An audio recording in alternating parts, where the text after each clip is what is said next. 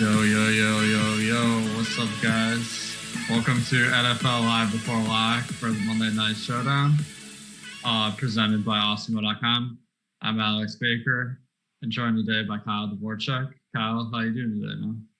Yeah, not bad. We got a good game. There are things to like about this game. I know people aren't too stoked on either of the quarterbacks, but there's some fun stuff to talk about. And because there's some maybe disdain for these plays, I think that could give us an edge. I think there are some actually like plays that we've talked about previously that I'll be excited about in this slate. So to give you a little tease. I like it. I'm looking forward to hearing who these plays are. So we're brought to you today by No House Advantage. And I'll tell you more about them later, but you get to bet props and play in DFS style contests, so it's a lot of fun. We got hit on the big inactive news right off the bat. Tyler Higbee is inactive for the Rams. He had been questionable, so not shocking, but quite surprising. Kyle, what were you expecting with Higbee, and how does this affect tonight? So I was expecting a fairly even split because that's what we've seen. Like basically it looks almost entirely like the last 4 games or whatever it was of 2019 for Higbee were just a complete mirage because he's basically split the work with Everett through the entirety of the season, almost 50-50. He has a slight edge in terms of routes run and I think the tiniest edge in terms of targets in the past few games. I think we see maybe not the production, but probably the role we saw Higbee peaking at last year fall into the hands of Gerald Everett for the same reasons that it fell into the hands of Higbee. It's like they had Gerald Everett injured, Higbee played hot, and they kept him in. We could see Gerald Everett at least fall into that role. Does he perform at 100-yard per game pace? Probably not, but he should take on a larger role. Bryson Hopkins could have a little bit of a role, definitely worth looking at 200. I wouldn't be too excited about him, but definitely at least a guy you should probably know with the Higbee news. Nice. Yeah, Bryson Hopkins, I don't think he's played this year, so I'm looking forward to hearing what kind of read you got there. I think one stat that's really jumping out to me about the Rams is Higbee has gotten targeted on 18% or 19% of dropbacks this year. Everett has been on 19% as well. So they really do game plan for Everett, and Higbee almost the same, and that's a decent margin. I think that this makes Everett a strong play tonight for sure. So we'll have to consider him in tonight's lineups. But let's talk about the previous Showdown slates just real briefly. So last night we had that crazy Seattle-Arizona game. I didn't end up making any lineups, so I kind of missed out. What did you find worked in last night's game? I mean, last night's game, for a lot of mine, I had a lot of the quarterbacks in last night's game, which it really depends on the slate for me if that's going to be my approach or not. And it kind of illustrated why it's so difficult for a quarterback to usurp his hot pass catcher, because every time I looked up, I was like, Russell Wilson, 20 yards, Russell Wilson, touchdown. And every single time I was like, well, it's Tyler Lockett. So I was always locked into not being the best lineup, but having a lot of good cashes. And that is kind of a thing we could probably focus on again on this slate, where when you look at the Bears, every time Nick Foles throws, you could be looking at your Nick Foles captain lineups and saying, how am I not winning more? They're probably going to be a lot going to Allen Robinson. Maybe the same argument could apply with the top 2 receivers on the other side. A few previous slates we've had consecutively having a lot of these backup running backs come into good volume, most of it through injuries, although Darrell Williams ended up just punching in a touchdown that put him in the optimal lineup. A few weeks ago now, 2 weeks ago maybe, I think we had Latavius Murray end up in the optimal lineup as well. So just something worth considering, because especially on the Rams side, we do have some backup running backs to talk about. Nice. So a quarterback is always tough to handle, and the MVP position, we always talk about how it's a little bit of a rookie mistake to go heavy on the quarterbacks at captain. So that definitely applies even more tonight when Goff and Foles don't really have much rushing upside. Yeah. Although I think Drew Brees has been rushing in touchdowns this year even. So it happens. I'm not ruling it out completely, but guys, if you can click the thumbs up button, that gives us that good juju, and hopefully the ball will bounce our way tonight. We have all of our Showdown content on Awesemo.com available under the Express package. That's only $3.95 a week. And you get a lot of content for the main slate as well. Make sure to check that out. And a special shout out to Neil Orfield. He goes by NC Orfield, 88K on DraftKings, and he took down the Millie Maker last night. That was really exciting to see, and we're going to catch up with him later in the week and find out how he did it. So really looking forward to that. Congrats to Neil. And second place in the Millie Maker also went to an Awesemo member, so that was pretty awesome. Let's talk about the Bears. They're 5-1 somehow, despite their offense I would describe as dreadful. They've averaged about 6 yards per pass, sub 4 yards per attempt rushing. So this is one of the least efficient offenses in the league. Despite that, they're 5-1 so far this year, which is just incredible. So what do you make of the Bears so far this year? I think maybe one of the potential reasons that they've been as successful is because they're passing at the fourth highest rate in the league. Although they're not very good at passing, you would still take not being good at passing and doing that more than not being good at rushing and doing that, which they're also not good at running. They're not good at anything, but at least philosophically, they seem to have the right approach to where, like, if you're going to be bad at both, like, take the six yards per attempt, as opposed to like David Montgomery just like running into the back of his defender. So they pass a lot, and they do it to one of the best receivers in the league, and Allen Robinson. So although maybe not the most efficient, they throw the ball a lot, and that even tracks down to David Montgomery, who's sort of taken over this Tariq Cohen role. Lots of PPR value. Potentially, this is a team that, because they have such a concentration between, the backfield, it's basically all David Montgomery's plus receiving work and Allen Robinson, that I think even if they have a bad night, they're so concentrated that you could be fine playing Allen Robinson and his team gets crushed and you still play him in captain and do fine. Outside of that, they don't have a ton of other like smash plays. Jimmy Graham is good. He's getting a decent amount of work, get some red zone looks. Darnell Mooney seems to have taken over for Anthony Miller. He's fast. He goes downfield, but doesn't get a ton of work. This is a team that, more so than most others, just concentrates on like two weapons in their offense, even if one of them is Dave Montgomery, who's not that good. Yeah, he's been a little disappointing.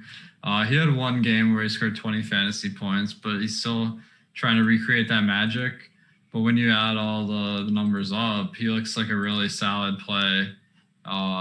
So after Tariq Cohen has gone down to a season-ending injury, Montgomery has run routes on about 70% of quarterback dropbacks, and then he's gotten targeted on 18% of those.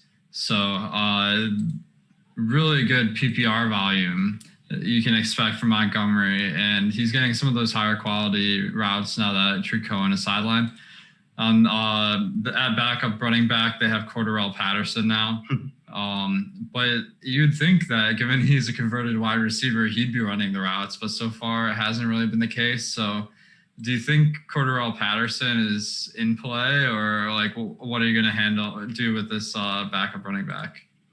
Yeah, I mean, you named it. That I would have thought if like David Montgomery ends up having to take on a larger workload, it just comes as a runner. They've completely utilized him as a pass catcher, which I don't care what you think about his talent, good, bad, whatever. He's a running back. If he's going to get, like, I have him at 33 routes run per game over the past 3 weeks, 6.3 targets per game, over 30 yards. Those are all like really impressive numbers for a guy who like maybe we didn't expect that out of him.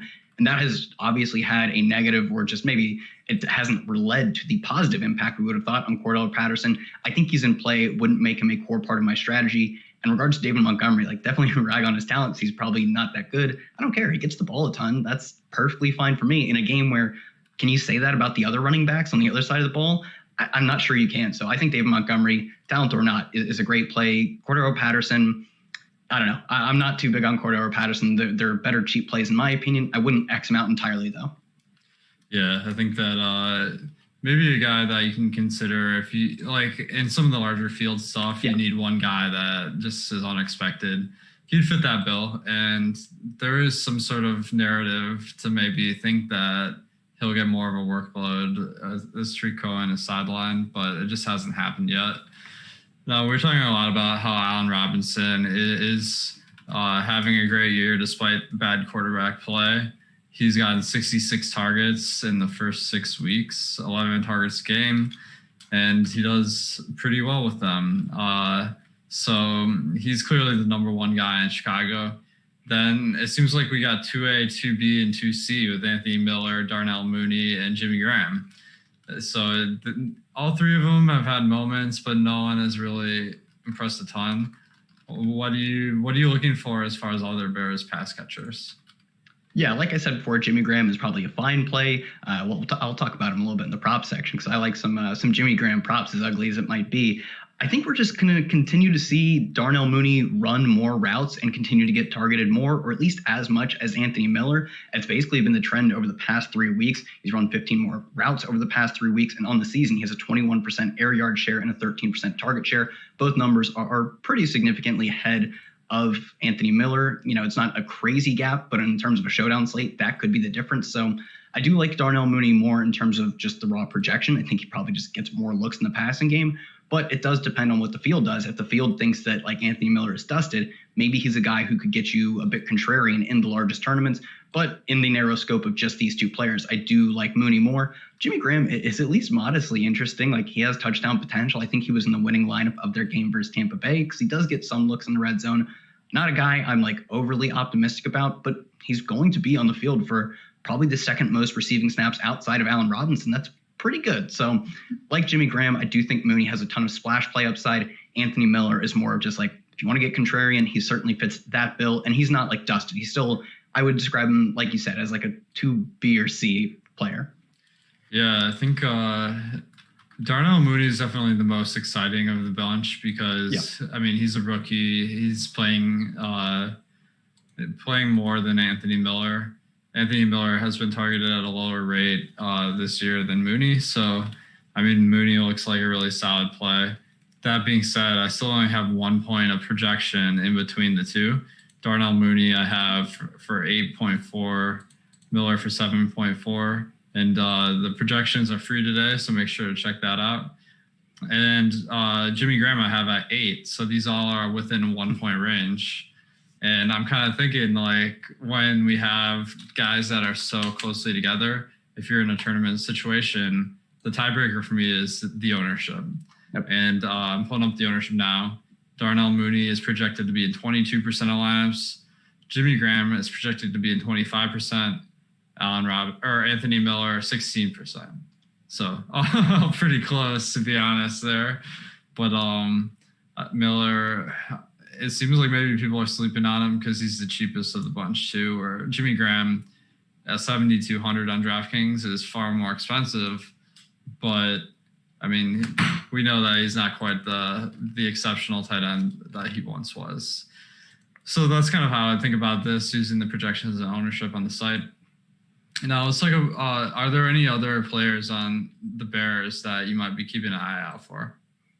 No, that would be the most of it. I think like Cole Kmet, I know he got a touchdown either last week or 2 weeks ago, but all of these guys, I mean, they pretty much run this rotation of those three receivers. Like, I know Javon Williams can potentially take the field, Riley Ridley out, but he really wasn't like any significant part of the offense anyways. I think if I'm looking to get weird with these like cheap punt plays and potentially low owned punt plays, I'd probably look to the Rams because I don't think Cole Kmet projects more than like one target this game, maybe two if he's lucky. So I think the Rams are probably the better place to look for cheap punt plays, at least in skill positions. Definitely, yeah. I mean, Cole Kmet's a perfect example of a guy that if he hadn't caught a touchdown, I'd be more into it because like touchdowns are not very predictive of future performance. And you kind of want that guy before they get on people's radars as just a real punt play. So he might be a trap play if you're down in the 200s, in my opinion. So let's talk a little bit about props. So No House Advantage is a site you can play DFS, but with props. You get to pick 5 different props, and whoever gets the most right wins the tournament. So make sure to check out my No House Advantage projections. You can also get $20 free with the promo code Awesemo. And free $20 never hurts. So on No House Advantage, what's one prop you like? And then on the sports books, what are you looking at? So I won't try to steal your thunder too much because I know we always have just projected our most advantageous No House Advantage props are always those interception totals for the most part, although maybe a cheeky under on the interceptions this week. I like Jimmy Graham at 2.5 catches right now. Let me see what we have his projection at if I can find it. Here it is. Yeah, Jimmy Graham, 2.5 receptions. Our median projection for him is just over 3. And because it's No House Advantage, like you're not paying crazy juice or anything. I know other sportsbooks have this like the same line thrown out there at like -150, -160 or something. Like definitely look to no house advantage for both of Jimmy Graham's props. I do like the receptions one more so than his yardage total though. Yeah, I think it's so important to understand the format because no house advantage, they don't have the juice. Now on the sports books, the Jimmy Graham receiving prop is at 3.5 with minus 177 on the under. So that just shows how more likely it's to go under than over. And you can also check out my props tool. It's a new feature on the site. I'm not sure if it's linked yet, but it's NFL/NFL-prop-tool. All right, so one I'm gunning for is Darrell Henderson under 54. Now, that's a good projection if you don't expect Cam Akers to play. We'll get into it more, but I don't know if that is predictable to any large extent from week to week. I think we got to just assume that it's in flux, and 55 is a pretty high amount for a guy that's sharing it three ways. So that would be one I'm looking at on the props sports books. And then for no house advantage, also the line is 58.5. So I'd take the under on that. Thank you, Kane, for the super chat. Any chance we're getting an Awesemo app in the future? We are working on some stuff to make it more mobile friendly. The app, that's a lot of work. So that might be farther in the future. All right. Do you like the Jimmy Graham one in sportsbooks, or do you have a different one for the sportsbook bet? No, because of the juice, I'd probably pass on it at sportsbooks. I know, you said it's either like under 3.5, heavily juiced. I saw it this morning, over 2.5, heavily juiced as well. So it's not really a major advantage there. DraftKings has 250.5 passing yards for Jared Goff. Our projection has a slight under on that, but you can get it at plus money. So I think at plus money, it's definitely worth considering. He's hit that mark in 4 of 6 games, I believe. It's definitely not like the median projection. We have him slightly under that by about 9 yards, I believe. Yeah, about 9 yards. But if you can get plus money, I actually think the Jared Goff over is probably one of the more interesting bets on this slate. Didn't find a ton of value in sportsbooks. I think that's why maybe no house advantage probably provides you a pretty massive edge, and you can check out our tool for that as well. Nice. Yeah, honestly, I was a little underwhelmed looking at the prop bets for today. They did seem particularly sharp, and this Darrell Henderson one I'm citing, it's like my read on the situation could, it's not more valid than their read, so it's just kind of a guess. But let's get into the Rams. So what the heck is going on with Cam Akers? Because people were taking him in like the sixth round in fantasy season long. But last week he didn't even play, and he was injured before that. So do you think he's in play today, and what are you expecting? Certainly in play because he's not expensive or anything. But I think this backfield, as of right now, we're going to continue to see, and I say this so tentatively because like this is a perfect example. We saw last week, like Jerick McKinnon looked like a very good play, and Kyle Shanahan after the game literally just said no, we just rested him. We didn't want him to play. So take everything in a situation like this where it's such soft read skills with a grain of salt. But as of last week, I believe they said they want to use Malcolm Brown. Sean McVay said he wanted to use Malcolm Brown as their pass catching back, and he's played that role over the past 3 weeks. Darrell Henderson has played well between the tackles, so I'm not sure how much of a role there is for Cam Akers. If I'm looking to go with one of the backups, it's definitely Malcolm Brown, who both has a significant rush total, not insignificant at least for his price, and then does get a lot of work as a receiver, probably just because I would assume they would say something along the lines of him having sure hands and being a good pass blocker. If he's going to continue to play that role, it will be my favorite of the backups. Cam Akers more in play for tournaments, although do you think there's any credence to the idea that just because he was this modestly high draft pick, people were drafting him high in season long, that they continue to over project the potential role he sees, because he hasn't really played a major role up to this point? I know he was injured at one point too. I believe it was a rib injury. So maybe that's why, but I do think the potential name recognition over the most boring guy in Malcolm Brown could be an advantage to Brown. Well, I think that's definitely true that Malcolm Brown is not exciting at all. Yeah. He has had some big weeks so far this year, so I think he's not going to be real sneaky. I think people do recognize Darrell Henderson as the number one guy there. But if we go back to week 1, Cam Akers ran routes on 30% of plays. Darrell Henderson ran routes on 3, and Malcolm Brown on 60. So he was worked into the passing game a decent amount. Pulling up my numbers from the rushing right now. So in week 1, Cam Akers saw rushing attempts on 37%. Malcolm Brown was at 47%. So that week, Darrell Henderson really didn't play much. And then week 6, Cam Akers rushed 26% of the attempts. So it's really spotty, like, honestly, between these 3 guys. And I'm just kind of thinking that because Cam Akers didn't play last week, people are going to be really hesitant to click that button. And I do think that is a potential way to differentiate in a large field tournament. So that's something I'm thinking about.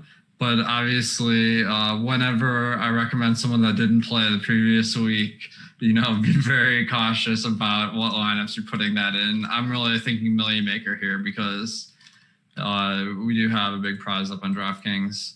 But if you go too chalky, you're going to split it a lot of ways. I'll just throw this question out to you right now. Given that it is a million maker tonight, how would that change your strategy just versus one of their normal $10 tournaments? Yeah, absolutely. I think it does have to change how you approach just wanting to get unique. And I think that is a kind of a great example of doing it. Like, do I think we see a lot of Cam makers? I don't think so, honestly. Like, I don't have a strong opinion on it. I don't think we see a ton of him, but if the public is sure we don't see a ton of him, like, that is such a great way to gain an edge. And it still isn't like, I don't think you're playing a downright bad play by playing Cam Akers. I think you're just playing into the high upside, low probability aspect, and that comes with reduced ownership. So in many spots, I would be looking to get unique with my ownership. I also think roster construction still is a way you can get unique. I know one way that I was looking at earlier today was that captain versus defense actually has like a strong, or at least in a small sample, a very strong correlation to the low scoring games. I would imagine people building by hand would shy away from that, like rightfully so. It does, like you would think it has a certain amount of negative correlation, but in a game like this, it doesn't feature to have a ton of scoring. Another way, and there are many ways that you could get unique, and you should be striving to build like as little duplicated as possible lineups in such a high field or a high entry level field. Whereas in these like 1,000, 5,000, even all the way up until like 10 or 15,000, it is a very different story. Where I think mostly you're just looking at building correlation into your lineups and building lineups that don't draw dead, like, have quarterback and the captain and then have none of their receivers or have like one bad receiver or whatever. So I think probably at the lower levels, I'm more focusing on like building good, still unique, but good leveraged lineups, where at the highest levels, you do have to shift your focus much more to just trying to get unique, because that's like the one way to shuffle yourself alone to the top. Yeah, and I agree with that completely. I mean, there's a negative correlation between quarterbacks and the opposing defense, but you don't have to go back far to find a million maker winner, because Ricky D did it literally 1 week ago. He had the Cardinals defense, but he also had CeeDee Lamb and Amari Cooper, I think, going up against it. So, like, that might be a lineup people would exclude, given that they would have 2 players against defense. I mean, Showdown is a little bit different, but definitely something you should consider.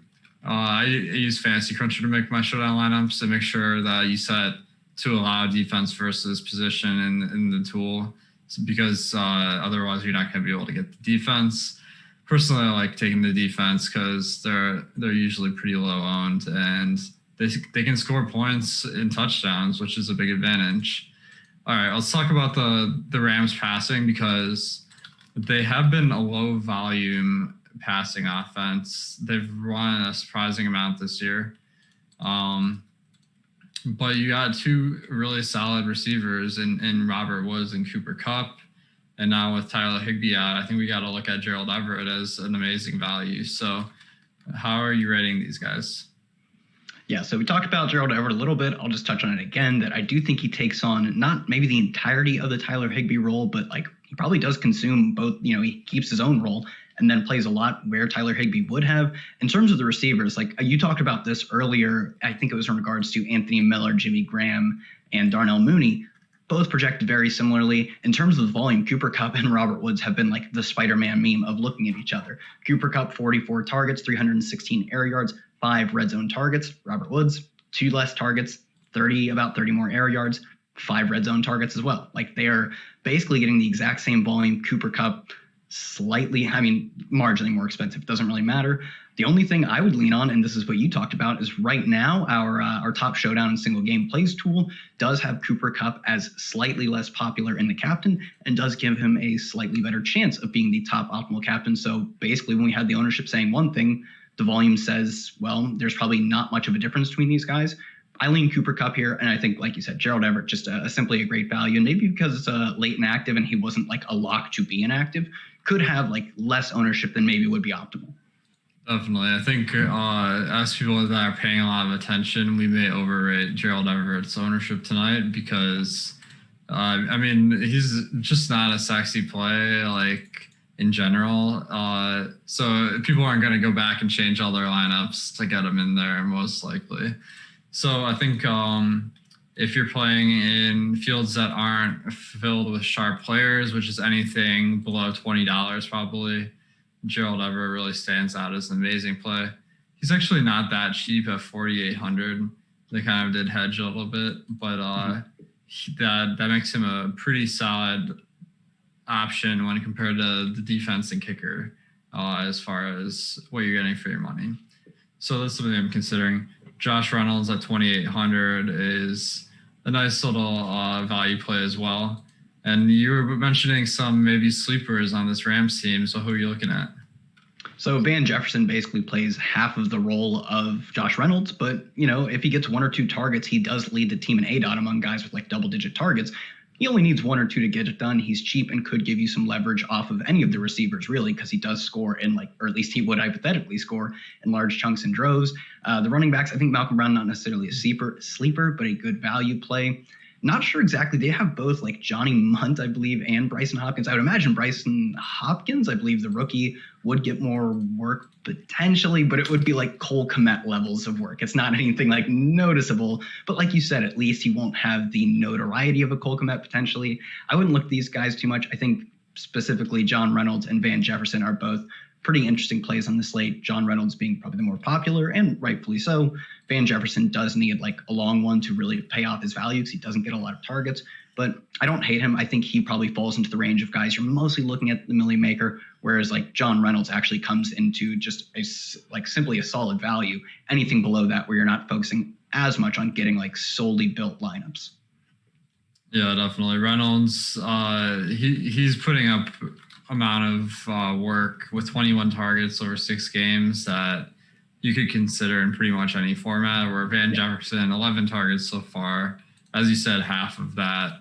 So that not as exciting. Now, Johnny Munt has played a few snaps. I don't think Bryson Hopkins has played this year, unless I just missed it when I went to PFF. So I'm pulling it up, but do you have any read on this guy and why he'd be the guy you might look at over Johnny Munt?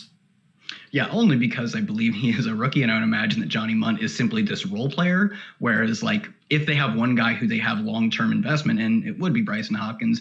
Not like a ton of investment. I mean, Tyler Higbee is probably still their long-term answer, and Gerald Everett probably their number 2 long-term answer. I wouldn't look to either of these guys in anything more than the Millie Maker because like I said, it's like Cole Kmet volume and Cole Kmet luck box into a touchdown. Like you don't project him on one target to get that touchdown. So really only the largest of fields I would look to these guys. Slightly into Bryson Hopkins because I don't know, why not? Like if it's like we talked about with like Cam Akers, like potentially, I mean, it would make sense that the team drafting a rookie would want to get him more involved when the opportunity presents itself. That's my only strong lean. And I'd like, if anyone has a strong lean on Johnny Munt versus Bryson Hopkins, they're probably like selling you snake oil. Yeah, I mean, it's hard to love either one, but it's always important to know who's going to be on the field for these Millie Makers or large payouts. So I think maybe that's the guy to throw in a couple of lines in the high variance formats. But I think there is something to capital that team has spent on players that puts pressure on the whole coaching staff to get them involved to make everyone look good. So I could definitely see that coming to fruition here. All right, guys. So we've covered most of the players tonight. Hopefully you got some good ideas. So if you did, hit that like button, and we're going to talk about now how you can put it all together in a lineup. So this is our new segment, the lineup builder segment. So we talk about so much how your lineup has to tell a story and what needs to happen in a game for the 6 players in your lineup to be the highest scoring combination. And it comes down a lot to game script. So first of all, what do you expect the strategy of these teams to be today? I think Chicago is surprisingly pass heavy and Rams are surprisingly run heavy, but the Rams, they are so much better than the Bears. It's hard to really be excited about anything about the Bears because the Rams are better on the defensive end and the Bears are weaker on the offensive end. So it's a really tough matchup in my opinion. So what are you making of this matchup, and how would that affect what game script you think is most likely? Yeah, I mean, I'm not going to, at least in my median projection, deviate too far from Vegas. I do think the Rams win this game, and I think they do it by running the ball, which they have done efficiently. And I know, running the ball still isn't the most efficient way to score points, but they have done it efficiently, basically, outside of last year, the entire time they played under Sean McVay. So I think they probably don't move away from that very much. And interestingly, that probably does prop up Darrell Henderson specifically because Malcolm Brown, although he does get some running work, I do think they view him as their pass blocking, receiving downs back. So in the game script that Vegas does project, probably see a lot of Darrell Henderson, potentially could see some Cam Akers. Maybe that's a way they get him involved because they run the ball a lot. And on the other side, we're already seeing the Bears, I believe, 4th most passing rate, north of 60% in the entire NFL. So I think if game script goes as Vegas projects, they probably pass a lot. That probably does specifically single out another good game from Allen Robinson. I guess there are absolutely scenarios though where things go haywire. Potentially one scenario is that if the Bears do take a lead, I would imagine that David Montgomery gets a lot of work. They don't have any other running back, whether I don't know if Artavis Pierce is even active. Ryan Nall doesn't see the ball at all. Cordero Patterson, not your typical running back. So if you want to play this for off game scripts, I think David Montgomery not only makes a lot of sense regardless, I just think he's one of the better plays. He's going to get a ton of receiving work. He's going to get almost the bulk of the rushing work. Sans a few Cordero Patterson plays, gives him a lot of single touchdown, unique touchdown upside, if that's how we want to describe it. So either way, I think David Montgomery is a very solid play, both the captain and in the flex.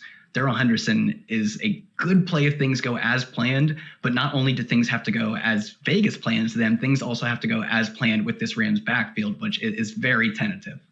Yeah, I agree. I think the Rams, it's crazy because you can point to the rushing and say, this is the most likely phase in the game that's going to succeed, but then you just don't know which guy is going to be. And, if it's distributed between 2 or even 3 guys, maybe they aren't even the highest scoring players of the night. So that makes a really unique situation with the Rams specifically because the coach is very unpredictable and maybe a lot of fun. I wouldn't be shocked if there's a Millie Maker, Cam Akers lineup that no one saw coming. But let's talk about the Rams. If we're going to go Rams rushing, how would we structure that lineup? Would we throw in Rams D, maybe kickers, or are we going Bears run backs on the receiver? Yeah, I assume that if the Rams rushing game takes off, it's probably because they've had a lead, which in the case of, I think the thing is, I don't think that really has a drastic impact, really shouldn't at all, and Allen Robinson could be beneficial for him. But because David Montgomery's role in the passing game, or in the receiving game from his perspective, maybe he doesn't even get phased out as well. I do think Rams defense is in a great spot. We don't in recent weeks, we really haven't had a lot of ownership come in on defenses, even potentially a captain. I think I alluded to this earlier, a play that you've talked about in the past. Another slate where it is not your typical showdown slate. This is not the showdown slate of last night. Would bet anything. We don't see as many points. So because of that, it's not only going to be lower than that, obviously, could be very low. And I know this total has actually fallen since it opened. So I think Rams defense, even at captain, does make a lot of sense. I think they make a lot of sense as a pairing option with Darrell Henderson. And I don't think that means you entirely have to shy away from playing a guy like Allen Robinson or maybe Darnell Mooney, even because he only needs 1 to 2 plays. I think it was a 4-3-8. So only needs 1 to 2 plays to get it done. So I think Allen Robinson basically makes sense no matter what your game script ends up being. Maybe you give a slight lean to David Montgomery in games where the Bears actually keep this one close and end up winning, or just, play close game towards the end. Really, if we're targeting Rams rushing, though, I think Rams defense is a massively well correlated play with that. Nice. Yeah, the Rams defense. Nick Foles he's not super interception prone, but if the Rams do win this game, he's going to have to force it. We always see losing teams at the end of games potentially give up the big plays. And Rams defense, they're a really solid team to begin with, playing a bad offense. So there's really nothing not to love. And I like that call when you're playing the Rams rushing to be the winning formula tonight. So I think that's good. Now, if we're playing Rams passing, I assume, we were talking about how we weren't keen on the quarterbacks at MVP. So does that mean you would put either Kupp or Woods at MVP? Yeah, like I said, the ownership does have a slight lean towards Woods. And because I don't really have a preference, like both these guys are fine, they see the same amount of volume essentially, I would just lean Kupp because of that, specifically getting a small edge over the field in terms of the ownership. I think it'd be interesting. I'm not too keen on playing both of these guys in the same lineup, only because they both score in the same way, like these low A-dot racking up catch kind of plays. It's definitely not impossible. I don't rule that out from happening. But like if you're building a single entry lineup, probably something I would shy away from. I think you get more equity by playing a guy like Josh Reynolds if you're playing, two receivers and Jared Goff. And I'm not too keen on quarterbacks, but if I were going to play one in captain, it would almost certainly be Jared Goff, just specifically because he actually can spread the ball out to a handful of guys. Now they have a specific tight end for him to target. Josh Reynolds does get some looks and they're deeper downfield. And he has two top receivers as opposed to Nick Foles, where like if Nick Foles goes off, it's going to be Allen Robinson goes off, most likely. Not impossible, but it is most likely. So for me, I'm still probably shying away from Jared Goff captain. And I would, if I'm building one or maybe a 3-max set of lineups, probably shying away from going with the double expensive Rams receiver stacks. I'd much more stack them with Van Jefferson, Gerald Everett, or Josh Reynolds. I think all three of those are fine. In single entry and 3-max, though, you can probably end up shying away from Van Jefferson anyway. So I like me and do have some single entry lineups with Josh Reynolds, Cooper Kupp for me at captain, and Jared Goff in the flex. Nice. Yeah, so I think that is definitely a pretty easy lineup construction where you just get Kupp and Woods, and then you obviously know Goff would be in the winning lineup, so it's like a freebie after that. So that's definitely something that makes building a lineup a little bit easier. And then the Bears certainly don't have any lack of options to run to choose from. That would be good if the Rams are passing at a higher volume today. So what if we're targeting the Bears rushing? I mean, I think that David Montgomery, he's my favorite captain play of the night, I would say, just because the Bears running is like probably the least likely to occur, but like so much easier who is going to be the leading scorer if that's how they win the game. And Montgomery, you even have outs if he catches passes. So I think he's a really strong captain play tonight. Is that how you structure your lineup if you're playing for that game script? Yeah, so I think that is like the catching kind of throws a wrench in things where he doesn't necessarily have to be doesn't have to go crazy as a runner, doesn't like score twice, probably still needs top 100 yards maybe. But the pass catching does give him a lot of outs, and those outs aren't necessarily tethered to Nick Foles because his pass catching is probably like 5 for 40 yard line, like 40-yard stat line. That's like 40 yards isn't incredible for Nick Foles, but 5 catches specifically, and if you're playing that at captain, 1.5 that is quite valuable in DraftKings, less so at the FanDuel MVP spot, but that is quite valuable for him and not as much for Nick Foles. So I think he does have like outs to being one of the only Bears to be like wildly successful, be a worthwhile captain. And for the record, I do think I am most over the field on him at my captain spot, along with like Allen Robinson, because I do think Allen Robinson ends up like being the most used player, I guess at least the most used receiver in this game. Yeah, in a rushing attack, I do think it probably is detrimental to Nick Foles. I think you can still play Allen Robinson, and maybe it would be interesting to have a Bears successful game and not have Nick Foles in your lineup at all. Could be a unique build, maybe something you look at specifically in the Millie Maker, where you go like Bears heavy. It could be defense, could be kicker. Allen Robinson, David Montgomery would probably give you a bit of a unique build, especially because if you go Bears heavy and not have Nick Foles, I think that'd be interesting. On the run back side, that's probably the scenario where we actually see the Rams forced to pass the ball. So that probably brings into the fold, your Cooper Kupp through Robert Woods. Nice.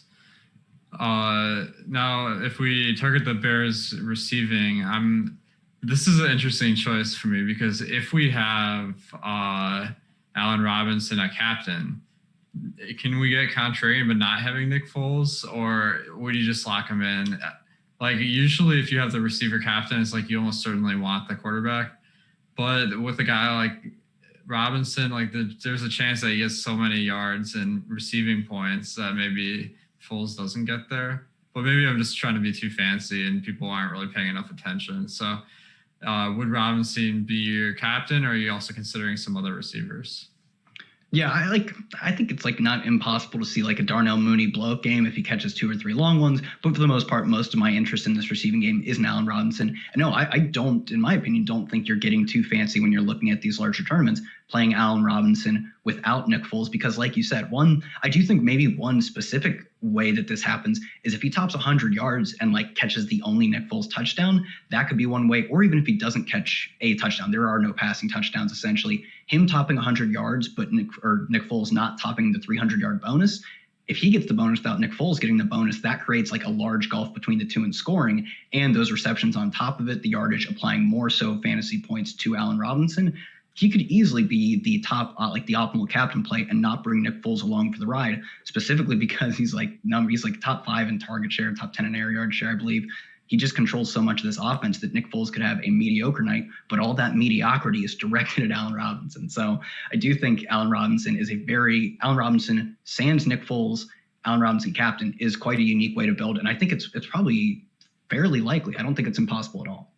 Yeah, I think like Nick Foles is kind of a quintessential guy that like he doesn't have to get there for his receivers to get there. Now, Nice Kevin in chat said the secret is Sloman. So how are you feeling about the kickers tonight? Yeah, I don't love either of the kickers, but maybe that's because on most slates, I feel lukewarm on kickers and defenses in general. And I have a lot of investment in the Rams defense because I do think, like you said, Nick Foles doesn't throw like a ton of interceptions, but he also just like not very good. This offense hasn't been anything special under him. Sans like his 3 touchdown comeback game over Atlanta.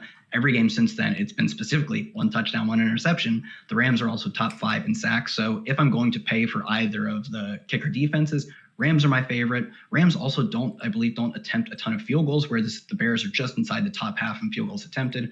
So if the Rams are going to continue to be, at least a bit more aggressive, or at least be more touchdown prone and instead of field goal prone, I would say I'd go with the Bears. Not a ton of interest in those, but it's probably because in the same price range, I do like the Rams defense a lot. Nice. Yeah, I think defense always does have more upside than kickers, but like it's also kickers are so low variance that a lot of times they'll sneak in the optimal, just being the highest score of under 4Ks or whatever. So you always have those as options to make everyone else work. I think they're usually solid. I don't have like a great read on the kickers in this game. It doesn't seem like either team is really prone to kick more field goals than average. The Vegas prop is 1.5 for both teams, so nothing too exciting there. I'm putting in my lineups here. I did notice I had some Higbee from lineups I made before 6 or 7 o'clock. So this is just a reminder what you always should do after uploading your lineups, or after right before the slate. Just go to quick play or replace and just scroll through the list, make sure that everyone's playing, because sometimes inactive players can sneak in there. So let's talk about favorite captains. And guys, if you can hit the like button real quick, appreciate that. So I know what Empire Maker would do. If he was playing this one, he'd probably put Jared Goff at captain, because that's the highest projected play on the slate for the majority of us probably. But, we're playing GPPs, and we know that Jared Goff, if he has a big game, it's a little bit harder for him to be the highest scoring player relative to Cooper, Kupp, and Woods. And you can find all that in my simulations, the top showdown plays. So make sure to leverage that in addition to projections. But who is your top captain on today's slate, and who might be some other guys you're going to mix in? Yeah, so my top 2, even though they're projected to be on the lower end of the scoring spectrum in terms of the teams, they're the underdogs. I'm both in on David Montgomery, my favorite captain play of the slate relative to the field, and Allen Robinson basically second in that metric as well. Just both of these guys control so much of their offense, and their offense is not as concentrated on an ambiguous backfield that I think they can so easily be projected for a lot of points. And it's not like their ceilings are capped either, in a way that Jared Goff's ceiling is sort of capped by the fact that if he goes off, and the same thing for Nick Foles, if he goes off, one of his receivers is quite likely to have a good game. Obviously, they don't have that sort of capping upside. So those are my two favorite plays. On the other side, I do have a slight lean to Cooper Kupp. Outside of that, I don't have crazy exposure above the field to anyone, but those three guys in particular, especially the Bears guys, I am well over the field on, because basically their market share numbers, and for David Montgomery, the potential that he scores, and that doesn't help anyone else in this game. I like it. Yeah, I think you don't have to get fancy a captain today. I mean, there's basically 4 guys that I'm really considering: David Montgomery, Allen Robinson, Kupp, and Woods, just because they're the highest volume players that aren't quarterbacks. So I agree with what your take there. Montgomery's probably my favorite because, and this is something that I wouldn't have necessarily expected going into this slate, but I think on the Bears side, it's just if the Bears perform well, it's a little bit more likely that Montgomery is the highest performing player, and they do have a good shot to win this game and be higher scoring than the Rams. And that's just because Montgomery, he's adding points through PPR. Basically, if he gets a touchdown in addition to just an average amount of rushing yards and receiving yards, he's probably going to put up a really nice score. So that's what I'm leaning. Now on FanDuel, quarterbacks are a lot more valuable because there is no full point PPR. That makes it harder for the receivers to be the top scorers. So is your strategy going to be different for who you're targeting at MVP on FanDuel? Yeah, I have to concede a little bit that on FanDuel, I'm more interested in these quarterbacks, because on DraftKings, I really have quite little interest. Neither of them offer any rushing value. I think none of them have top 15 yards on the ground in this season. And Nick Foles averages negative yards. All he does is he just has no legs. Jared Goff averages single digits or maybe low double digits. On FanDuel, though, with the no PPR scoring, and you're not targeting these bonuses for your receivers, I do think specifically Jared Goff, because I think if either of the quarterbacks are more likely to spread touchdowns out between players, would be significantly more likely to do so with having a split top receiving duo. Josh Reynolds does get on the field a lot, doesn't get a ton of targets. Now they have a tight end who can still get a decent amount of targets, can take over that role. So Jared Goff does shoot up the boards for me in terms of my MVP consideration on FanDuel. Still think David Montgomery my top option there as well when you're looking at GPPs. And outside of that, you do probably have to give a little more consideration to Darrell Henderson, because he does project to see a lot of the, tentatively project to see the bulk of the carries for this team. So I do think he does make some sense there as well, but it's probably more so that I kind of just thin out to being even more aggressive with David Montgomery, and then Jared Goff does enter my consideration as well.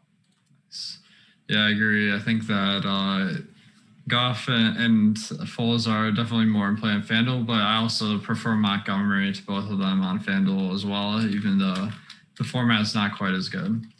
Let's go to some questions. First, I'll mention again, no house advantage. So if you like betting props, the problem with betting props on sports books is once you start betting a bunch, they limit you. So you're actually better off playing against other people probably over the long run. And a lot of the guys on our staff, like Nolan Kelly, have been having a lot of success playing on these no house advantage tournaments. So make sure to check it out. Free $20 with the Awesemo coupon code there. So will Munt get any targets? My number 2 tight end for the Rams tonight, call me touch CMT. So he's only played a handful of snaps this year, but Higbee is out. And does that open up opportunity for Munt? I know you said you're considering Hopkins as well.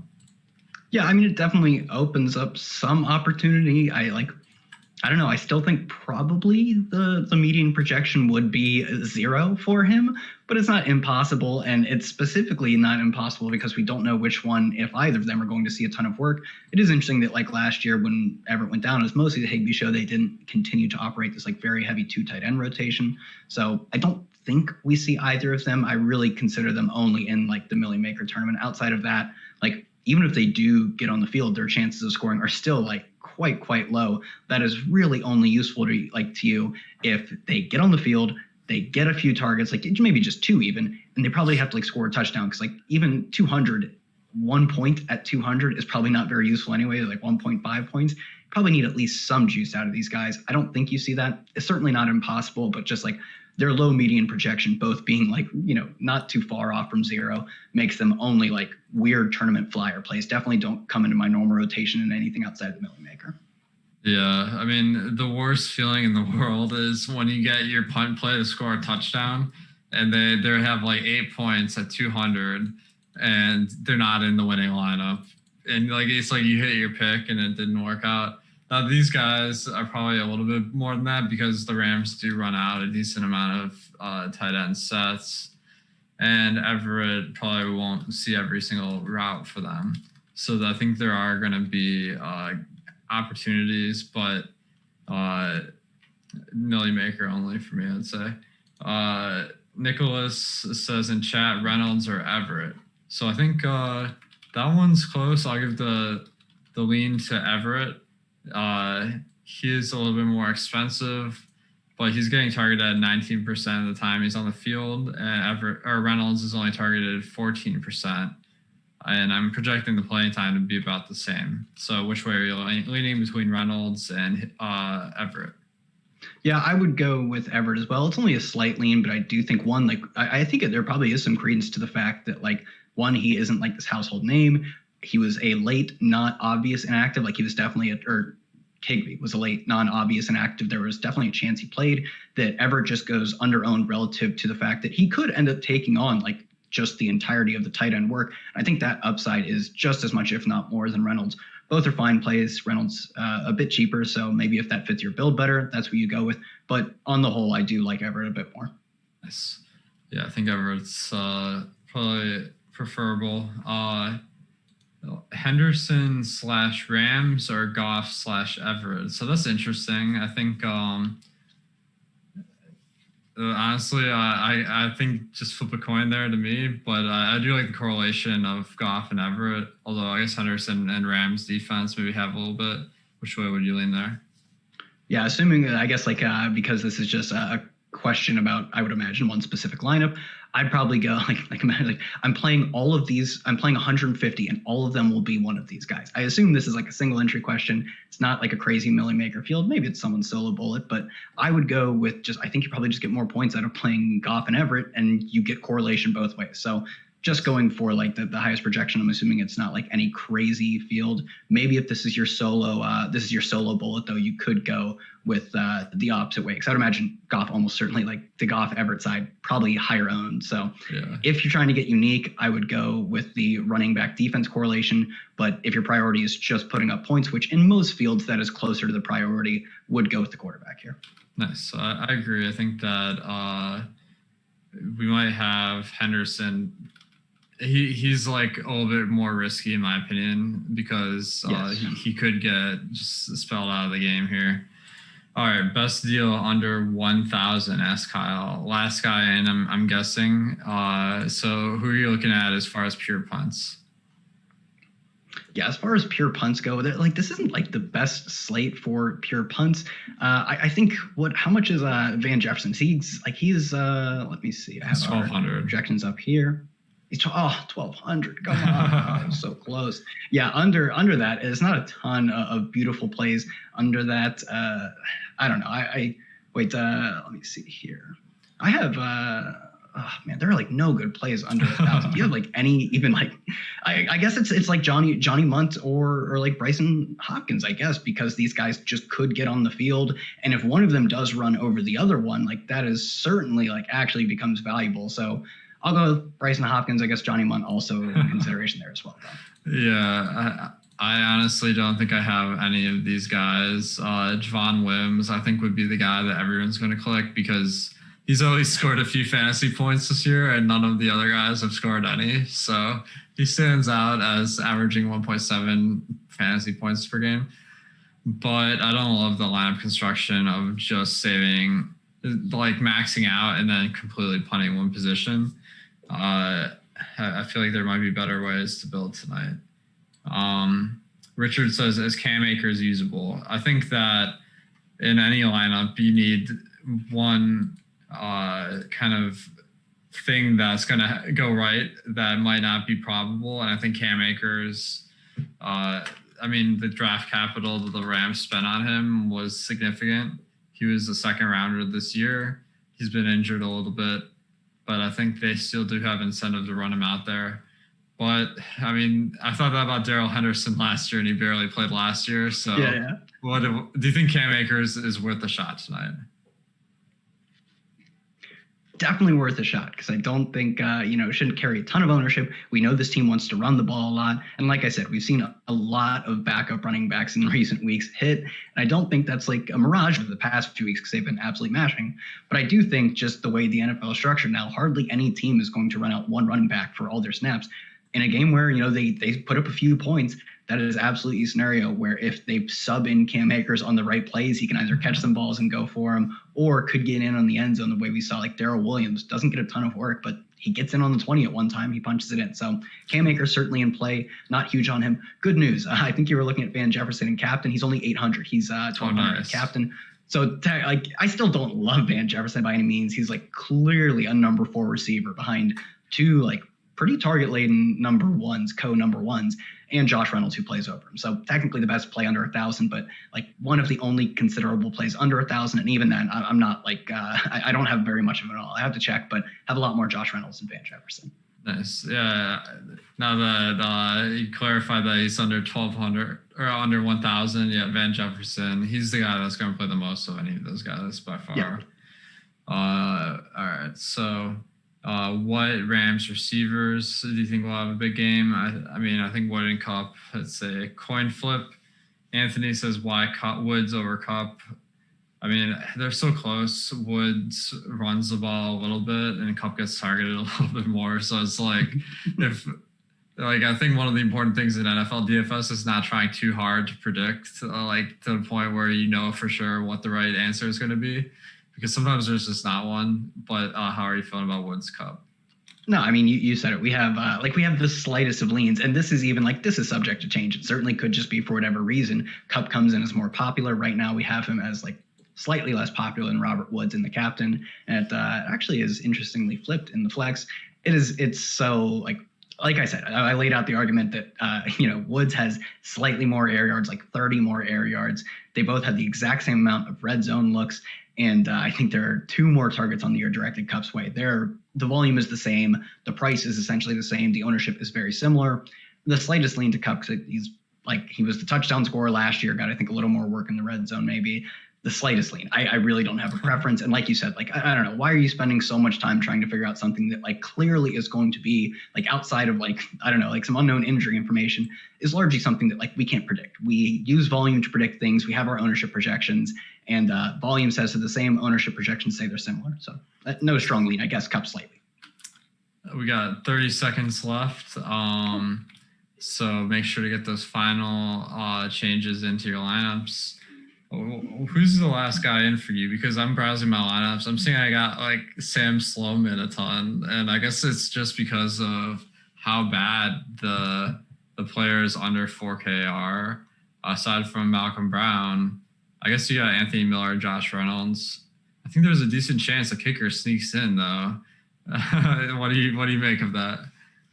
Yeah, I think we've talked about this before, and we're already locked, so it doesn't even matter. But you don't get a lot of kicker when you build using an optimizer. So I continually, especially on this slate where the scoring is lower, it might only take 9 points to get into the optimal. I upped both of their projections, ended up getting a lot more Sloman, probably just because teams projected to score more points. So I ended up getting a lot of Sloman. Malcolm Brown kind of fills that role for me, the last player, and I just have a lot of Malcolm Brown because we've seen this backfield is so unpredictable. He's cheap. The team runs a lot. I like Malcolm Brown for that reason. Nice. Yeah, Malcolm Brown's solid. All right, guys, we are locked. I'm sure you guys want to turn on the game and not watch our mugs here. So before you hit the road, if you could hit that subscribe button below the stream, really appreciate that. And really appreciate all the support. Shout out to No House Advantage. Make sure to check them out if you enjoy prop betting. And the best of luck tonight. Hopefully we get another Millie Maker winner. Yeah, good luck, everyone.